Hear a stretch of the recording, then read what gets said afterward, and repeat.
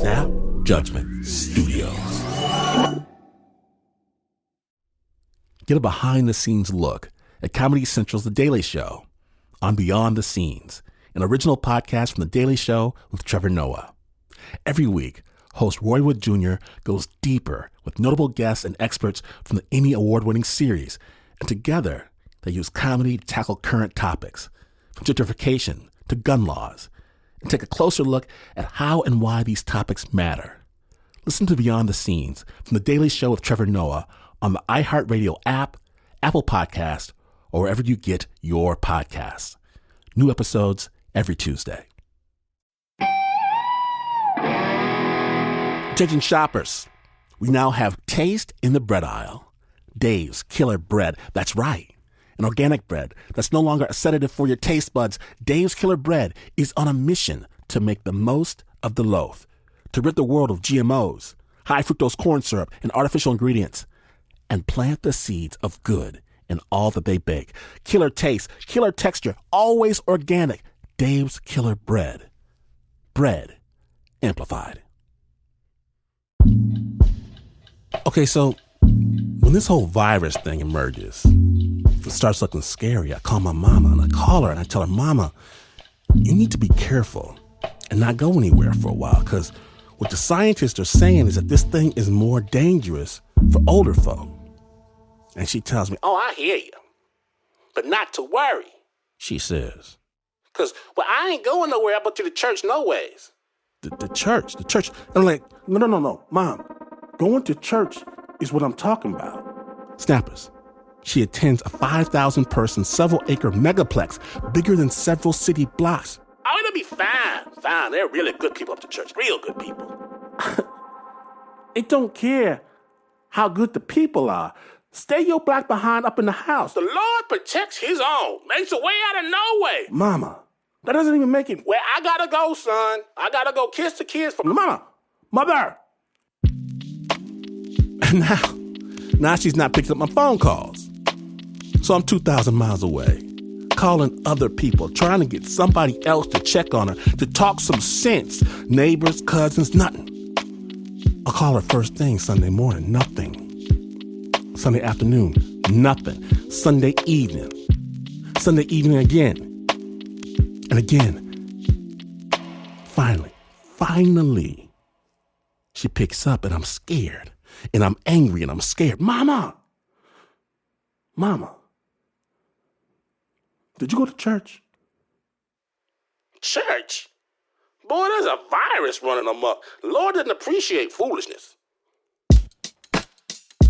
And I want to scream at her, but I'm too happy to scream at her. And isn't that what family is really all about? So today, on Snap Judgment, our Mother's Day special, Modern Family. Amazing stories from people who love their mamas as much as I love mine. My name is Glenn Washington. Yes, she drives me crazy. But then, I drive her crazy too. When you're listening to Snap Judgment.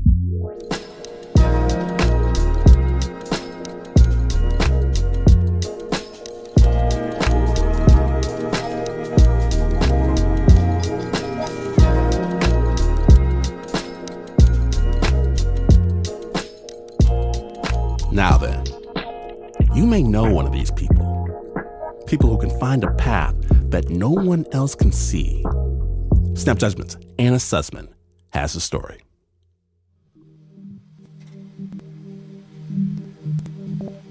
In the still early hours of the morning, in the Cottonwood campground deep in the Colorado desert, a tiny 9-year-old girl named Mandy quietly pulled on her sandals, opened the door to her family's camper, and tiptoed out into the vast desert.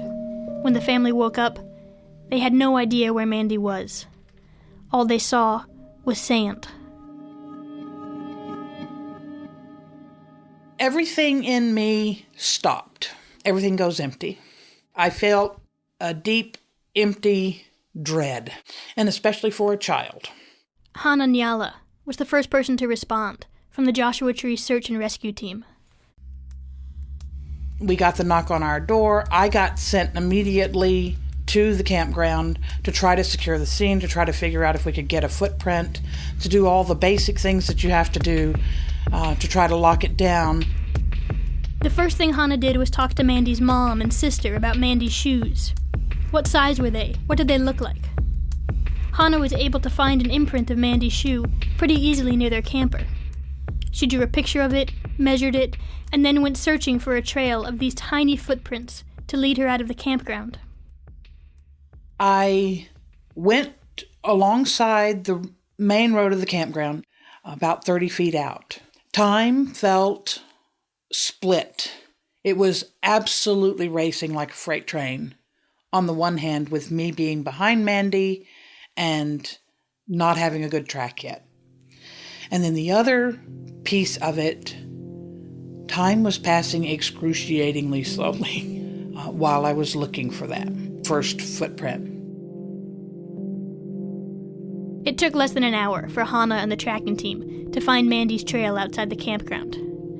Hannah circled the first footprint with her tracking stick, a sawed-off golf club, and then she followed little Mandy into the desert, step by step. As the hours passed, we were aware of the time. What I think about in the desert is temperature first. It's going to start dropping quickly. That's foremost on my mind more than anything else, is we've got to get to this child before she's facing hypothermia. After more than an hour of working the track itself and on her trail, we then had one helicopter in the air, and there was a fixed wing as well, which also was crisscrossing the area. They built a search base, emergency operations vehicles, a fuel truck. People were bringing meals in. It was a big effort. There were a lot of people. There were well over 100. Are you building a relationship with her in your head? You do. I build a relationship from the beginning. By the time I found the first footprint, I was as connected to Mandy as I could get to a person. And when I started calling her name, you're calling her Mandy, Mandy. She was not my daughter, but I felt about her as if she were my family. I was that focused on bringing her back. Here's where Hannah's story becomes incredible, because her actual family, her son and daughter, were missing. By the day that we started this search for Mandy, my daughter and son had been missing for well over a year. Before she ever became a search and rescue tracker, Hannah led a very different life. She owned a retail home decor shop in Oklahoma, and she was in an abusive marriage. For years, she endured brutal violence at the hands of her husband, until the night she had had enough. He choked me into unconsciousness. Now, he had done that before, but this time, it hit me really hard that my two children were in their bedrooms in that house with him, and that I was dying, and they would have nobody then. One day later, Hannah hurried her son and daughter into her car with a backpack full of clothes and drove away into hiding. I did not expect us to survive. I believed that it would just be a matter of time till he caught up with us and did what he had always said he would do if I ever left. So Hannah sought protection from police, family service agencies, private security guards. But she says her husband found them over and over again. She says he hunted them. At several points, and in 4 different states, we had the police involved and had police protection. And the officers put me in a Kevlar vest, a bulletproof vest. They had a person stationed outside the house and inside the house, outside the door of the bedroom that my children and I slept in. Her ex-husband did get the kids. A judge allowed him temporary custody. She says the judge argued that wife abuse was irrelevant to child custody. He took the kids, and he didn't bring them back. He'd have her daughter call Hannah, and then snatch the phone away and say, "You'll never see your kids again." Hannah moved from state to state, and eventually moved to the middle of nowhere. Here, to the desert. The desert at first was off-putting because it was so forsaken, and I did not really know why I had chosen this. She started to work as a volunteer park ranger, but it turns out, as a survivor of abuse, she was particularly well suited to tracking missing persons. So she was invited to join the Joshua Tree search and rescue team. As a battered woman and someone who was actively being stalked still, there are certain things that I pay more attention to than you would. So you don't necessarily need to see if there are footprints around your house, coming to your house at night. The level of vigilance that you have to have in order to stay ahead of somebody who's stalking you gives you really good skills, actually, for being a tracker. That kind of vigilance doesn't let a lot of stuff slide. When Hannah and her kids would come home at the end of the day, she would search the ground around her house for tracks. So the road has become a single track, rutted pavement, and there was a dead coyote in the middle of the road, and here there's just telephone poles and sand. And that's the house? That's the house. Oh, it's a nice little house. It is easily driven around before you come in. You can see tracks and footprints all the way around. This fence was... Looking for a footprint on hard-packed, gravelly sand takes a mind-boggling attention to detail. Looking on the desert floor, all I saw were sticks and pebbles.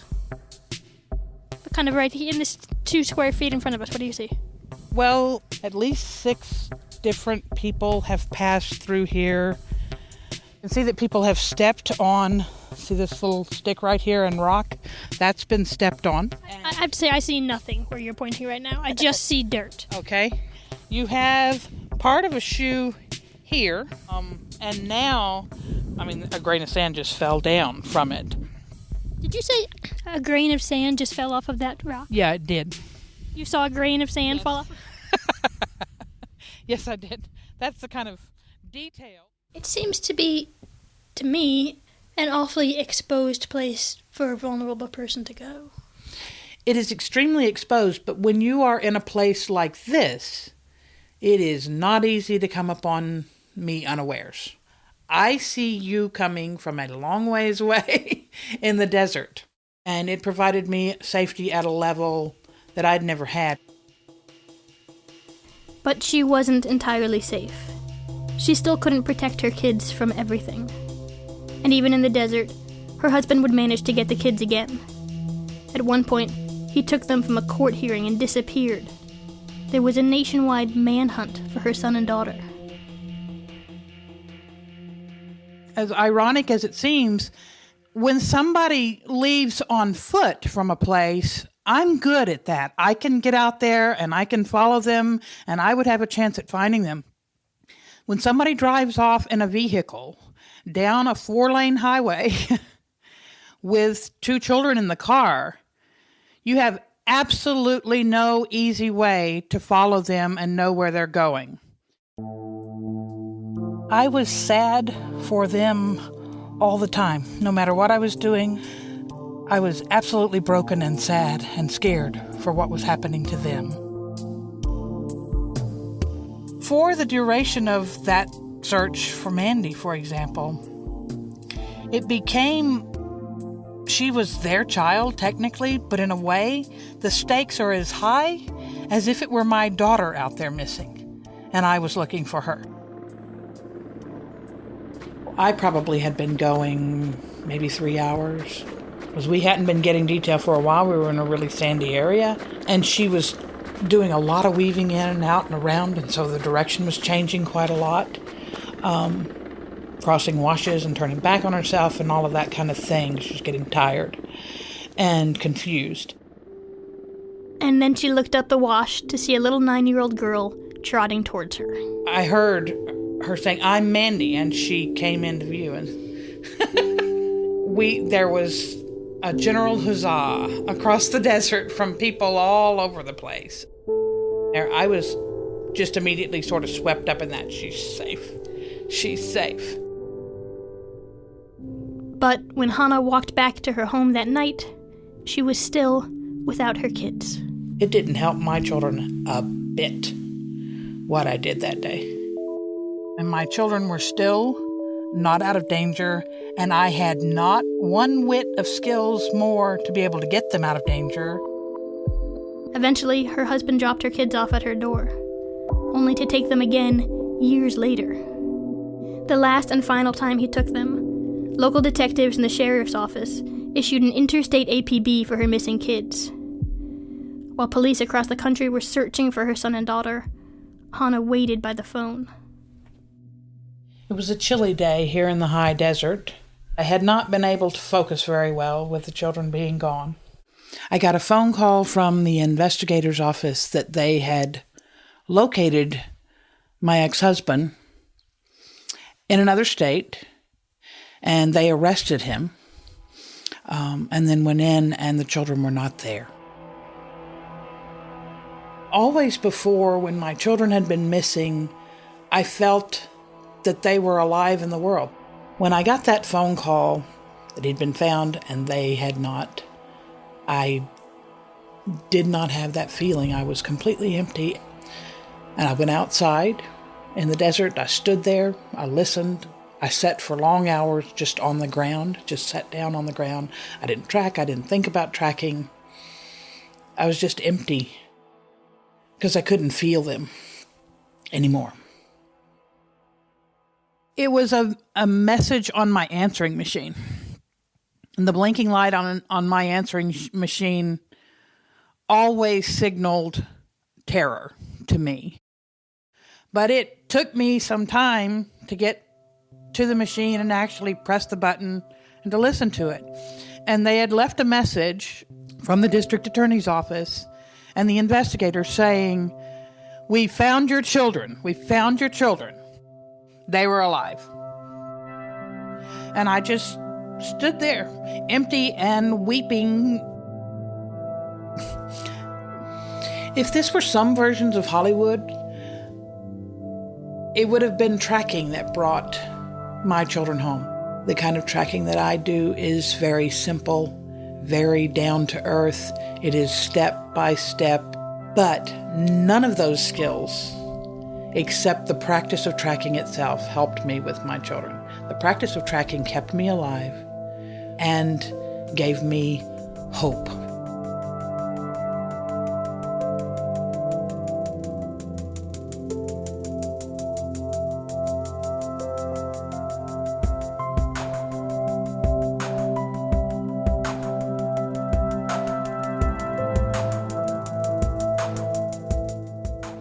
Big thanks to Hannah Nayela West for sharing her story at the Snap. And if you are wondering, Hannah's children are grown now and all relatively safe. Read more about Hannah's amazing story on her website, pointlastSeen.com. And heads up, Hannah's website has links to resources for people suffering from domestic abuse. The original score for that story was by Renzo Gorio. It was produced by Anna Sussman.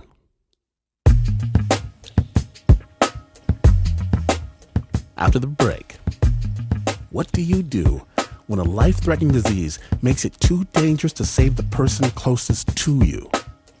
Snap Judgment, Modern Family. Stay tuned.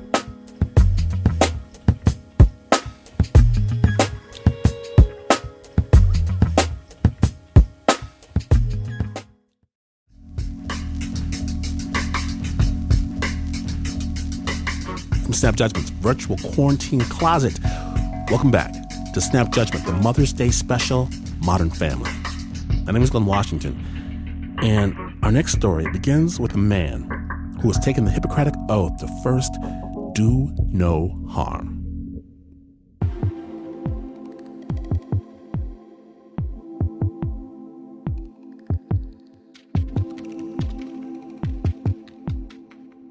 We hadn't seen any patients yet. We were preparing for it along the borders.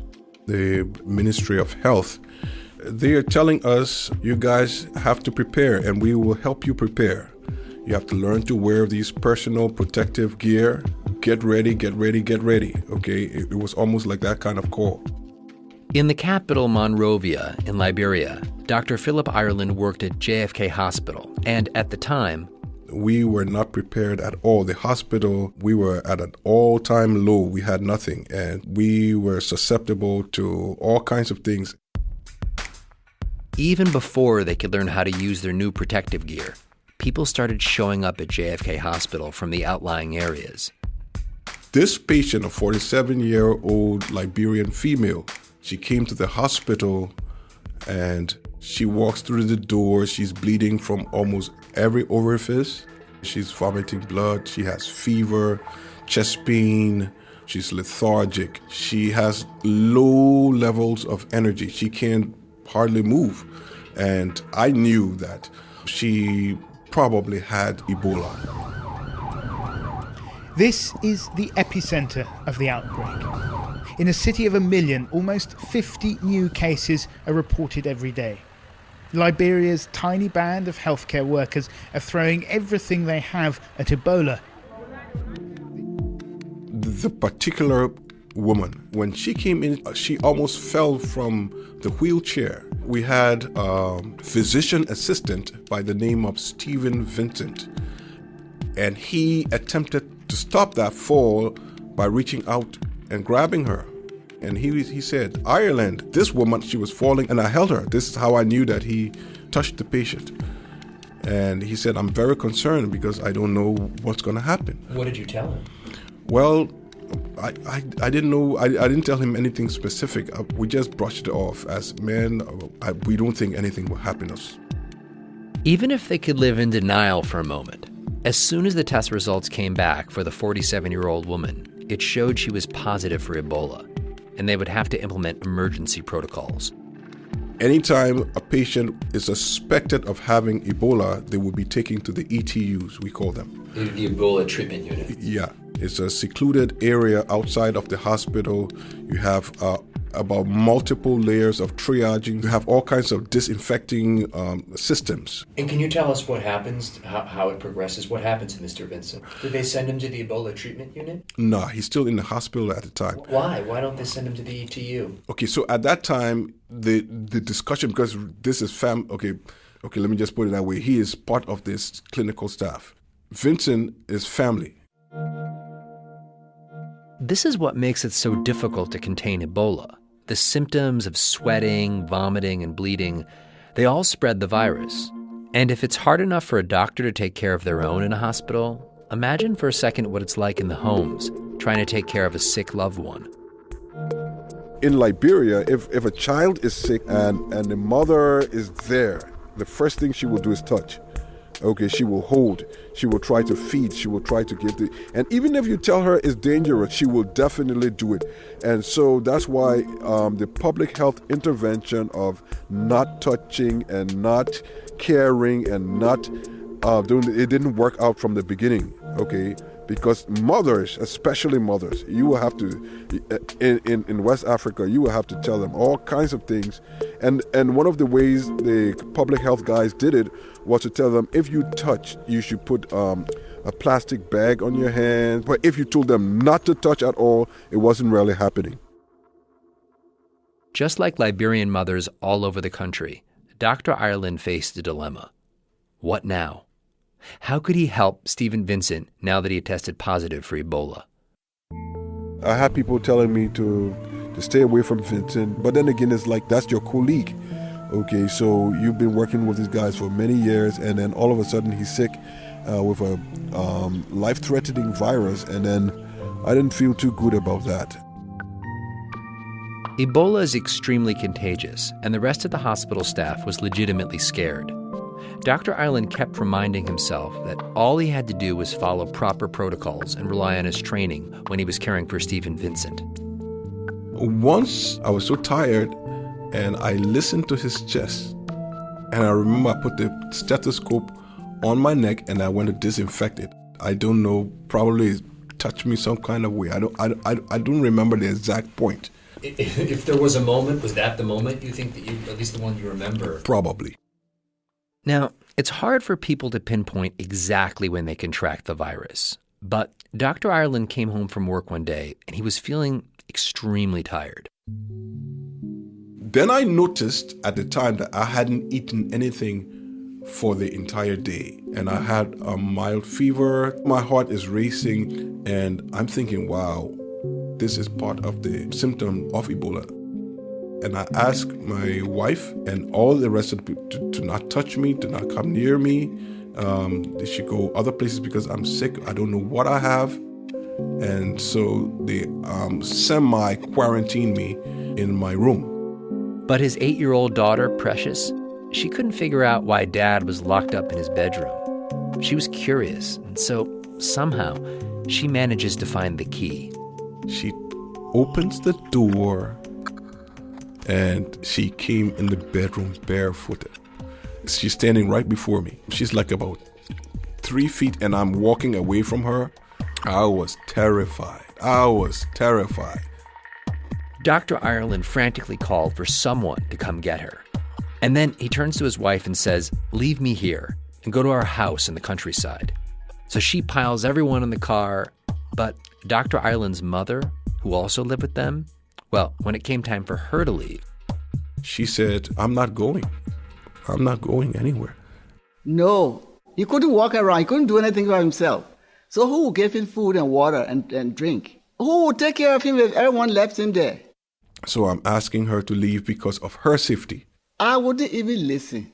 And she refuses. I don't have strength to do a lot of arguing. By this time, that 47-year-old woman who had given the disease to Stephen Vincent, she had passed away. And Dr. Ireland didn't want the same thing to happen to his own mom. I could get it myself. But if anybody else stay, they will get it faster because the others are not as careful as I would be. Mrs. Ireland knew that if she wanted to save her son, first, she had to protect herself. And I look at myself and I said, oh, and I just have on a house dress to go attend to him. And so I have to add on a raincoat. I had a raincoat. So she decided to make her very own Ebola protection suit.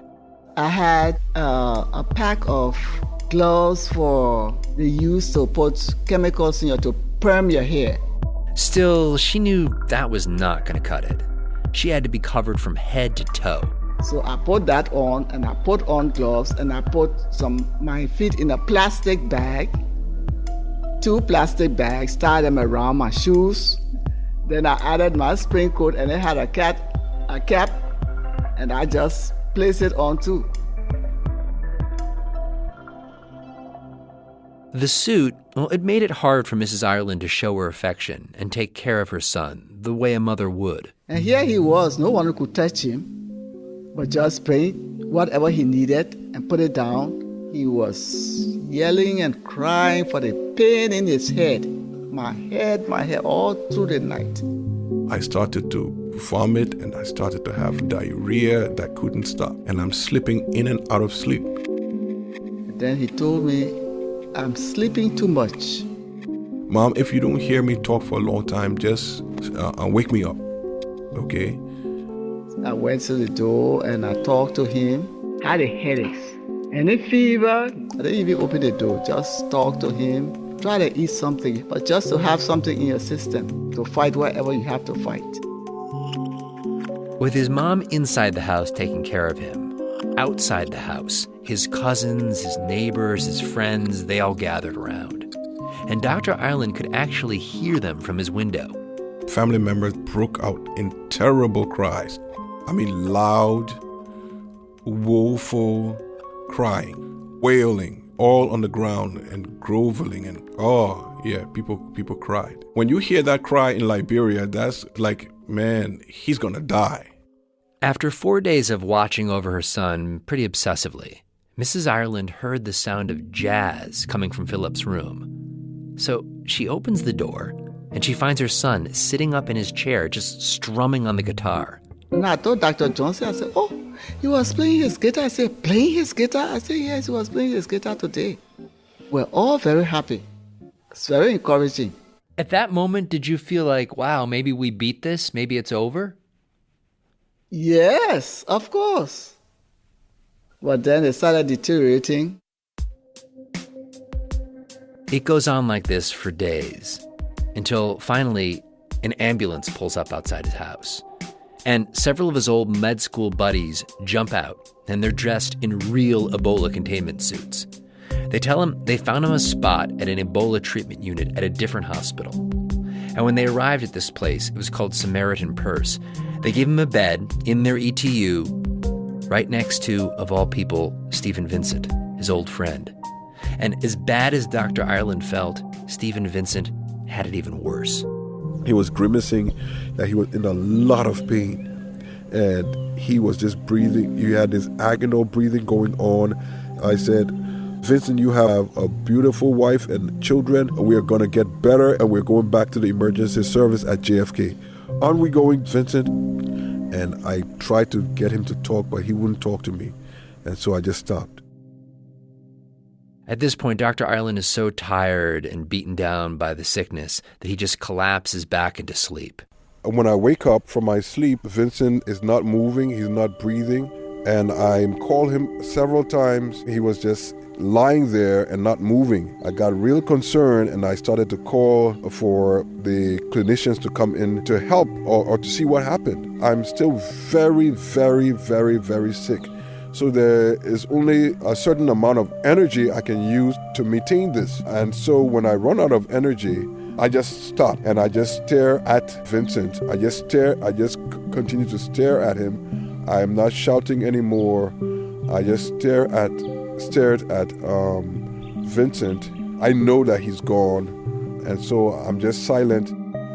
One of the things that's going through my mind was that, wow, he had his children and his wife. They will have to hear this news, and it will not be good.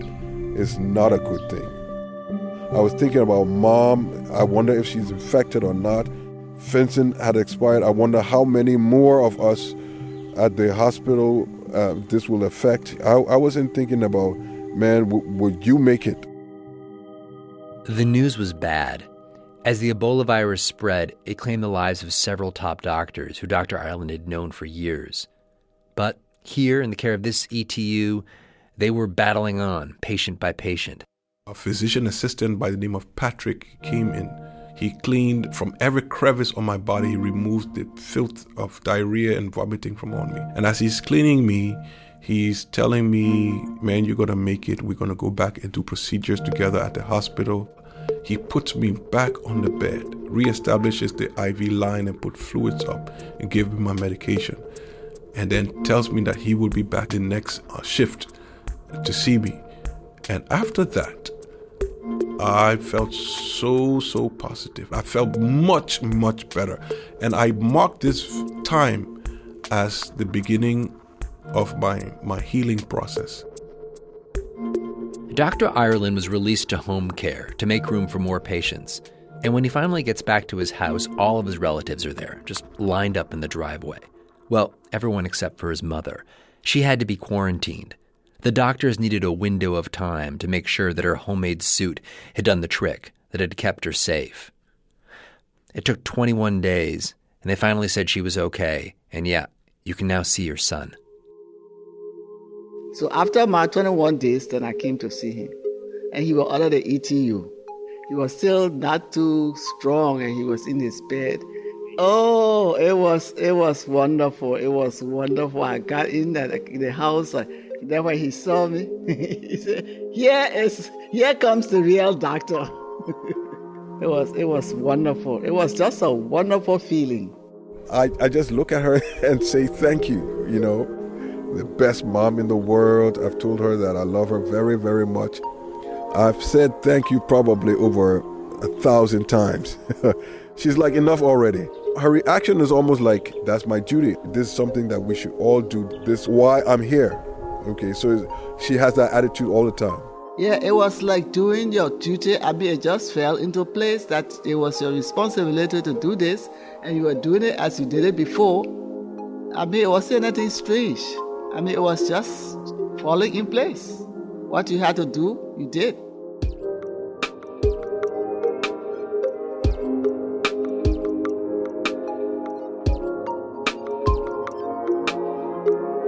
Big love to the mama bear, the amazing Victoria Collins Ireland, and big love as well to Dr. Philip Ireland for fighting the fight.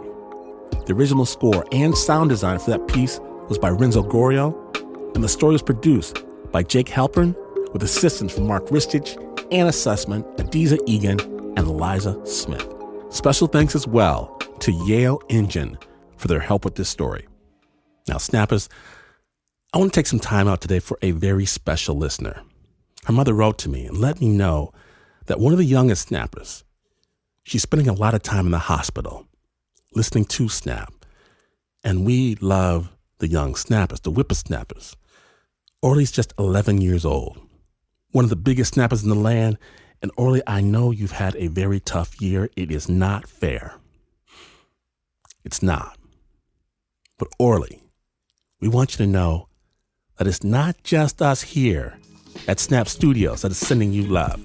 It is all of Snap Nation everywhere, the four corners of the globe. So if you've got love for an 11-year-old Snapper, email us here, love@snapjudgment.org. That's love@snapjudgment.org. We're going to forward it on. Make sure you feel it, Orly. Do you feel it? Because this episode is the Orly episode. You get better, right? And then you come tell us a story.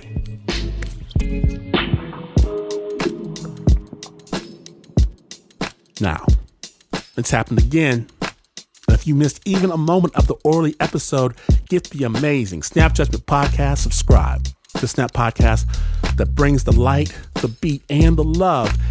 And if you do, in fact, love Snap storytelling currently being made remotely, virtually, made for you. If you love this stuff, support it.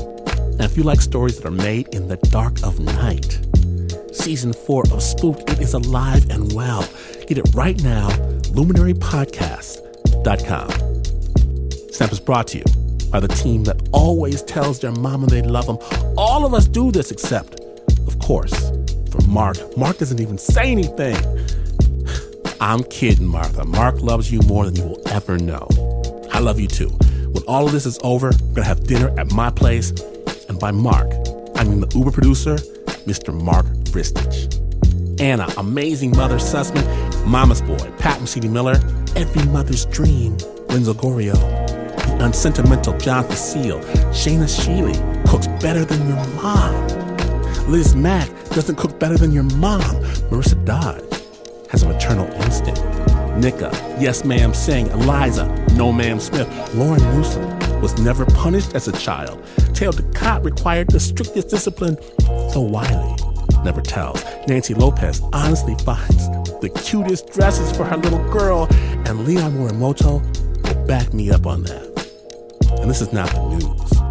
No way is this the news. In fact, you could wake up in the middle of the night with a sinking feeling in your gut that you forgot something parent-related. Day, oh no, you forgot Mother's Day. You didn't send nothing. Well, don't worry, player.